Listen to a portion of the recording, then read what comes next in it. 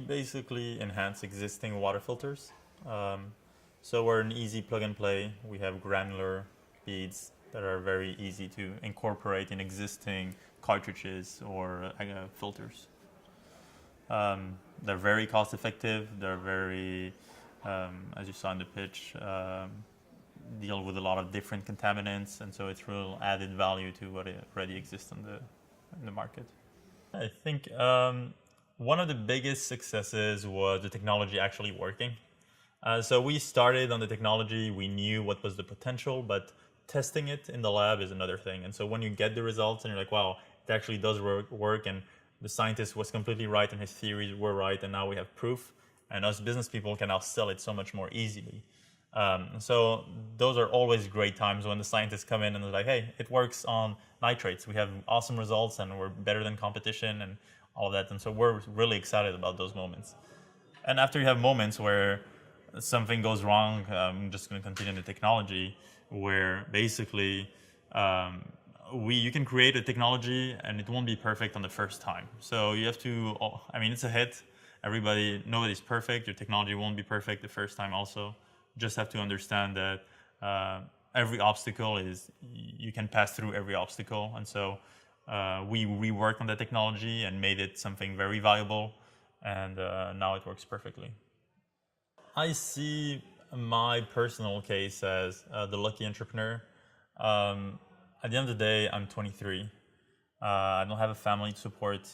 We won a lot of money in competitions, so we have that little investment that you have normally from friends and family that we did not need to get thanks to those competitions. So I have everything on a platter. And right now it's like, can you work hard? And I think I'll never have such an opportunity in my life. Everything's there. They're asking for sweat equity. That's all I have to give in. And why not? Just the fact that everything's here, I can work, and I know I like working in this startup. The team also, the energy, and then the whole story behind it. At the end of the day, water is a big problem, and we're trying to do something about it. And let's try and help everybody around the world. That's a good question. I'm for sure I've learned a lot about entrepreneurship, and I never have been here without this school.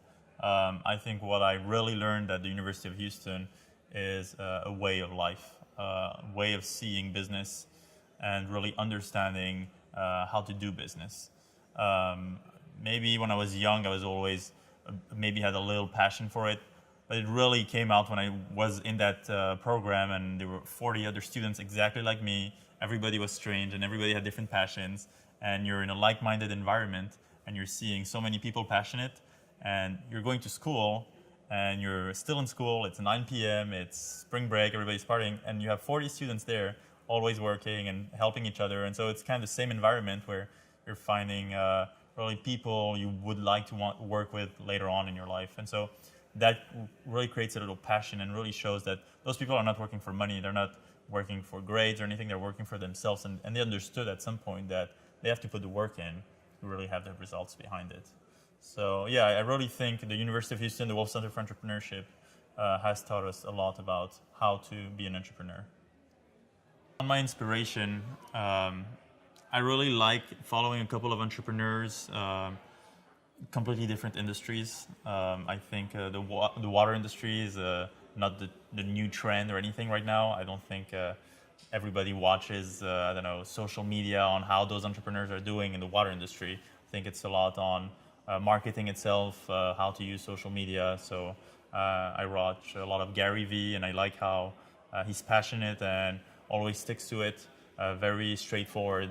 I like looking at other entrepreneurs in general. I look a lot at my family. I have a couple of entrepreneurs in my family. So those people, you give them a phone call and you realize quickly that what you see on the press is 1% of the reality. You have the 99% that's in the office working, and there's no show, there is no photograph, there's no camera. This is where it actually happens, and this is where you make the difference. We did a lot of business plan competitions, and I think you have to really learn how to take in criticism and not take it emotionally or to yourself, and understand that at the end of the day, it's to make your business better. So I think we've pitched 12, 13 times, and every time you get good questions and you get critiqued, and some people have good advice, some people have other advice, and you have to know how to filter and which one would probably fit best with your strategy.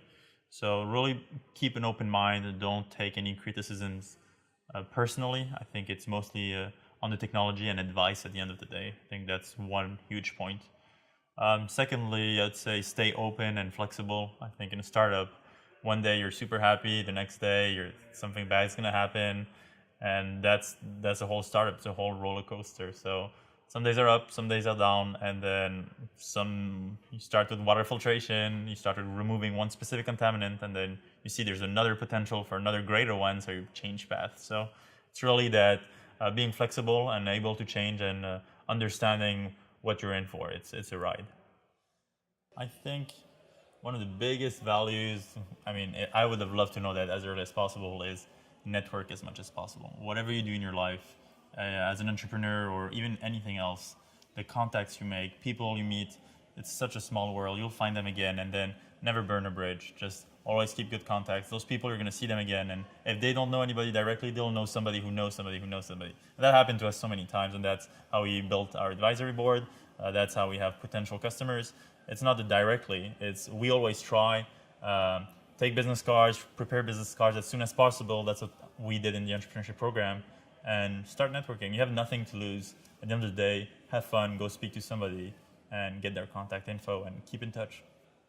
We want to be international. That's something for sure. Our co-founders were international, and it was hard for us to limit everything we can do to such a specific niche that's nitrates removal in the US.